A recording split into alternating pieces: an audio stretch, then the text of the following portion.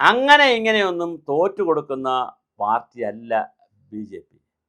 R S എസിൻ്റെ സൈദ്ധാന്തികനും B J പിയുടെ ഇൻ്റലക്ച്വൽ സെല്ലിൻ്റെ നേതാവുമൊക്കെ ആയിരുന്ന ടി ജി മോഹൻദാസ് എന്ന പത്രപ്രവർത്തകൻ അല്ലെങ്കിൽ എഴുത്തുകാരൻ, കോളമിസ്റ്റ്, ചാനൽ ഫാക്കൽറ്റിയൊക്കെ ആയിട്ടുള്ള, മീഡിയ ഫാക്കൽറ്റിയൊക്കെ ആയിട്ടുള്ള ടി ജി മോഹൻദാസ് പറഞ്ഞതുപോലെ മോദിയെ അങ്ങനെ വിറപ്പിക്കാനൊന്നും കഴിയത്തില്ല. കാരണം ഗുജറാത്ത് അയാളായിരുന്നെങ്കിൽ, ടി ജി മോഹൻദാസ് ആയിരുന്നെങ്കിൽ അവിടെ 4 കിലോമീറ്റർ ദൂരത്തിൽ കർഫ്യൂ പ്രഖ്യാപിക്കും, പിന്നെ ഒരു 4 റൗണ്ട് വെടിവെക്കും, കുറച്ച് പേര് ചത്തവും, കുറച്ച് പേരെടുത്ത് ഹോസ്പിറ്റലിൽ കൊണ്ടിടും, ഡെഡ് ബോഡിയൊക്കെ അവിടെ കിടക്കും, അങ്ങനെ റെഡിയാക്കും. മോദി 14 ജില്ലകളെ വിറപ്പിച്ചുകൊണ്ട് അന്നത്തെ അടൽ ബിഹാരി വാജ്പേയി, ഇന്ത്യൻ പ്രധാനമന്ത്രിയും അല്ലെങ്കിൽ ദേശീയ നേതാവുമായ ആയിരുന്ന അടൽ ബിഹാരി വാജ്പേയിയെ വരെ വിറപ്പിച്ചുകൊണ്ട് 14 ജില്ലയെ വിറപ്പിച്ചുകൊണ്ടും, അടൽ ബിഹാരി വാജ്പേയിയെ വിറപ്പിച്ച് ഗുജറാത്തിലെ 14 ജില്ലയെ വിറപ്പിച്ചുകൊണ്ട് ഒരുപാട് പേർ മരണപ്പെട്ടുവെങ്കിലും ഗുജറാത്ത് കലാപത്തിൻ്റെ നെടുനായകത്വം എടുത്തുകൊണ്ട് അത് അടിച്ചമർത്തുന്നതിൽ വലിയ പങ്ക് വഹിച്ച ആളാണ് നരേന്ദ്രമോദി. അദ്ദേഹത്തിന് കൊലയും കൊലപാതകവും വെടിവെപ്പും ഒന്നും ഒരു വലിയ വിഷയമല്ല. അതുകൊണ്ട് അദ്ദേഹം അതൊക്കെ ചെയ്യുമായിരുന്നു എന്നൊക്കെ പറഞ്ഞ് ഒരു 1.5 തള്ള് ടി ജി മോഹൻദാസ് പറഞ്ഞിട്ടുണ്ട്. വ്യാപകമായ തെറിയാണ് അദ്ദേഹത്തിന് അതിൻ്റെ പേരിൽ സോഷ്യൽ മീഡിയ ഹാൻഡിലുകളിൽ നിന്ന് കിട്ടിക്കൊണ്ടിരിക്കുന്നത്. നമ്മുടെ വിഷയം അതല്ല. എന്തുകൊണ്ട് അവിടെ ബി ജെ പി ഇതിൽ സറണ്ടർ ചെയ്തു? 2 കാര്യങ്ങൾ കൊണ്ടാണ് ബി ജെ പി സറണ്ടർ, 3 കാര്യങ്ങൾ കൊണ്ടാണ് ബി ജെ പി സറണ്ടർ ചെയ്തത്. ഒന്നാമത്തെ കാര്യം, ഗോവയിൽ 2027 ഫെബ്രുവരിയിൽ തെരഞ്ഞെടുപ്പ് വരുന്നു. ഗോവയിൽ മാത്രമല്ല, 2020 ഫെബ്രുവരിയിൽ പഞ്ചാബിൽ തെരഞ്ഞെടുപ്പ് വരുന്നു. അതുപോലെ ഉത്തരാഖണ്ഡിൽ ഫെബ്രുവരിയിൽ തെരഞ്ഞെടുപ്പ് വരുന്നു 2027. മണിപ്പൂരിൽ തെരഞ്ഞെടുപ്പ് വരുന്നു 2027 മാർച്ചിൽ. ഉത്തർപ്രദേശിൽ തെരഞ്ഞെടുപ്പ് വരുന്നു ഫെബ്രുവരി 2027 ഫെബ്രുവരി മാർച്ച് മാസങ്ങളിൽ. അതുപോലെ ഹിമാചൽ പ്രദേശിൽ വരുന്നു 2027 നവംബറിൽ വരുന്നു. അതുപോലെ തന്നെ ഗുജറാത്തിൽ 2027 ഡിസംബറിൽ വരുന്നു. അപ്പോൾ ചുരുക്കത്തിൽ ഗോവയിലും പഞ്ചാബിലും ഉത്തരാഖണ്ഡിലും മണിപ്പൂരിലും ഉത്തർപ്രദേശിലും ഹിമാചൽ പ്രദേശിലും ഗുജറാത്തിലും 7 സംസ്ഥാനങ്ങളിൽ അടുത്ത വർഷം തിരഞ്ഞെടുപ്പാണ്. 7 സംസ്ഥാനങ്ങളിൽ ഗോവയും പഞ്ചാബും ഉത്തരാഖണ്ഡും മണിപ്പൂരും ഉത്തർപ്രദേശും ഹിമാചൽ പ്രദേശും ഗുജറാത്തും എല്ലാം പ്രധാനപ്പെട്ട എല്ലാ സംസ്ഥാനങ്ങളും ഇരിക്കുന്നത് ബി ജെ പിയുടെ കയ്യിലാണ്. അതിൽ പഞ്ചാബ് ഇരിക്കുന്നത് ആം ആദ്മി പാർട്ടിയുടെ കയ്യിലാണ്. ബാക്കി പ്രധാനപ്പെട്ട, ഇപ്പോൾ ഗോവയായാലും ബാക്കി ഏത് പ്രധാനപ്പെട്ട സ്റ്റേറ്റ് എടുത്താലും അവിടെ എല്ലാം ഭരിക്കുന്നത് ബി ജെ പിയാണ്. ആ ഭരണം വരെ 2027 മാർച്ച് വരെ അല്ലെങ്കിൽ ഫെബ്രുവരി വരെ ഈ സമരം നീട്ടിക്കൊണ്ട് പോയാൽ സ്വാഭാവികമായിട്ടും തിരഞ്ഞെടുപ്പിനെ അത് ബാധിക്കും.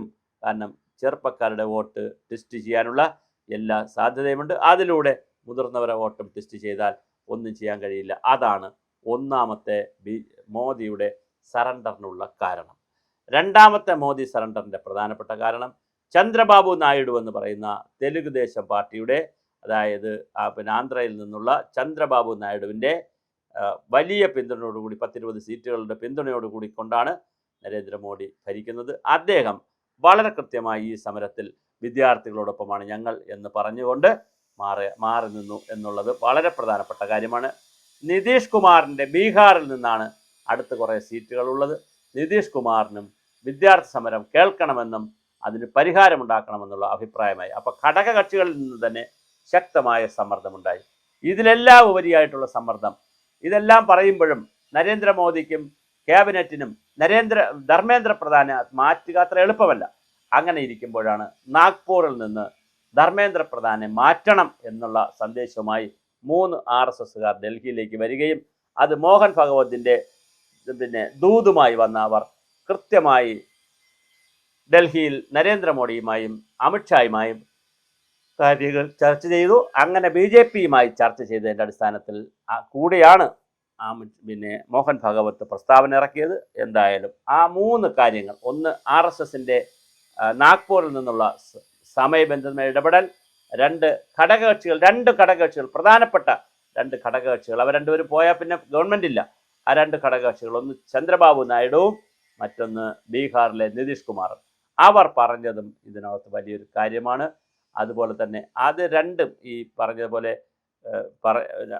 പ്രധാനമായി നിൽക്കുമ്പോൾ തന്നെ അതിനേക്കാൾ പ്രധാനമായി മോദി കണ്ടത് 7 സംസ്ഥാനങ്ങളിലേക്കാണ് തിരഞ്ഞെടുപ്പ് വരുന്നത്. ഗോവയിലും മണിപ്പൂരിലും ഉത്തരാഖണ്ഡിലും ഉത്തർപ്രദേശിലും പഞ്ചാബിലും ഗുജറാത്തിലുമൊക്കെ ഉൾപ്പെടെ 7 സംസ്ഥാനങ്ങളിലാണ് 2027 ഫെബ്രുവരി മുതൽ 2027 ഡിസംബർ ഗുജറാത്ത് വരെ തീരുന്ന ഒരു വർഷക്കാലം നീണ്ടു നിൽക്കുന്ന 7 സംസ്ഥാനങ്ങളിലെ തിരഞ്ഞെടുപ്പിൽ വലിയ അടി കിട്ടും എന്ന് മനസ്സിലാക്കിയിട്ട് തന്നെയാണ് BJP സറണ്ടർ ചെയ്തത്.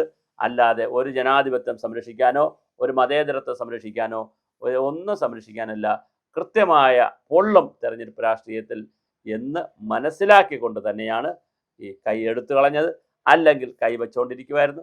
പക്ഷെ എന്തായാലും അതെടുത്ത് കളഞ്ഞതോടുകൂടി വലിയ ഒരു സംഘർഷം രാജ്യത്ത് ഇല്ലാതായി എന്നുള്ളതാണ് പ്രധാനം.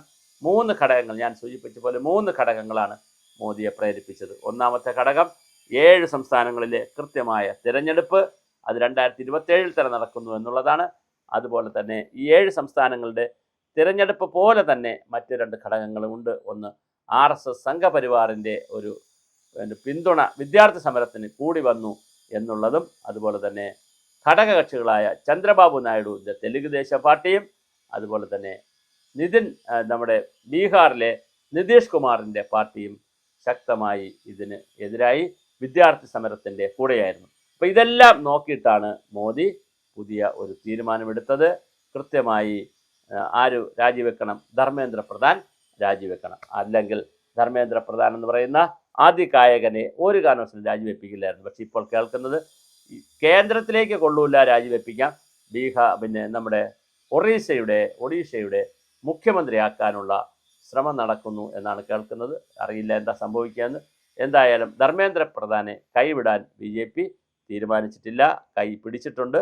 പക്ഷേ താൽക്കാലികമായി ഉണ്ടായ വലിയ സമരത്തിൻ്റെയും പ്രതിസന്ധികളുടെയും ഈ വരാനിരിക്കുന്ന വർഷത്തിലെ തെരഞ്ഞെടുപ്പിൻ്റെയും അതുപോലത്തെ മറ്റ് കാര്യങ്ങളുടെയൊക്കെ പ്രതിസന്ധികളുടെയും പ്രശ്നങ്ങളുടെയും വെല്ലുവിളികളുടെയും ഒരു വർഷമായതുകൊണ്ടാണ് ഗൗരവമായി ഇങ്ങനൊരു തീരുമാനം വളരെ പെട്ടെന്നുണ്ടായത്. അത് തൃപ്തികരമല്ല എന്നാണ് ഇതിൻ്റെ സമരസമിതി ആളുകൾ. കാരണം ഇനിയും കുറേ കാര്യങ്ങൾ കൂടി ചെയ്യാനുണ്ട് എന്നുള്ളതുണ്ട്. ധർമ്മേന്ദ്ര പ്രധാൻ രാജിവെച്ചു, അതൊക്കെ ഇനിയും കുറേ കാര്യങ്ങളുണ്ട്. കേസ് ഉൾപ്പെടെ പിൻവലിക്കുന്ന കാര്യങ്ങൾ.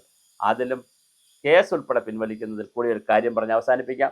ഗവൺമെൻറ് വിചാരിച്ചാൽ മാത്രം കേസ് തീരുകയില്ല. കാരണം എത്രയോ സംഭവങ്ങൾ ഇന്ത്യയിൽ, ബീഹാറിലടക്കമുള്ള എത്രയോ സംസ്ഥാനങ്ങളിൽ അനുകൂലമായ ഗവൺമെൻറ് ഉണ്ടെങ്കിൽ അവർ കേസ് പിൻവലിക്കും.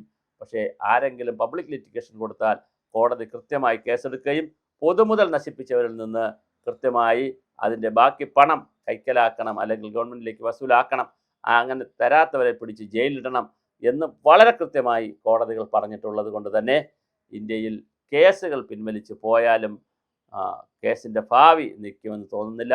സുപ്രീം കോടതി വരെ കേസുകൾ പോകാനുള്ള എല്ലാ സാധ്യതയുമാണ് നിലവിൽ കാണുന്നത്.